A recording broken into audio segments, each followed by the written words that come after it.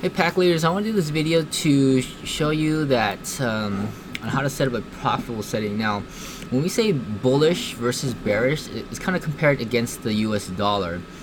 But so at this point, ETH and XBT is doing well.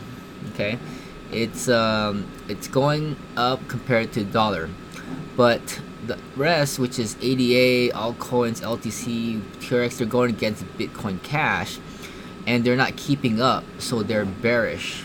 Okay, so thing is that right now the setting can be set whether the whole thing can be bearish or the whole thing can be bullish.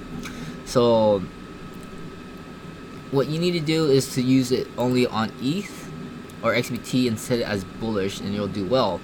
Now the rest will be set to bearish. If you do altcoins only, then you can set the whole thing to be bearish and then use it for altcoins only. But we can't do both at this point. So to pick your poison, in a sense, you can only use XBT and ETH for now. I've tried doing all the coins, but you really only need 2 anyway, so you can put more positions on ETH and XBT, which is performing way better anyway. Use it for those.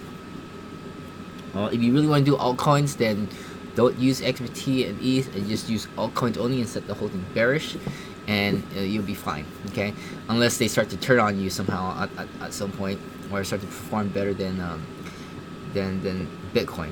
Okay, so at this moment they haven't kept up, but it could change too.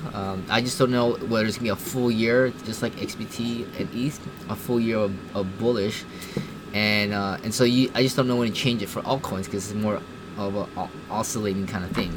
So if you know that time frame where it's every 3 months, flip it or whatever, then do it.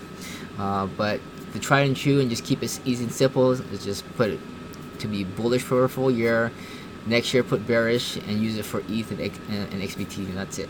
Okay. All right. Thanks for watching. Talk to you.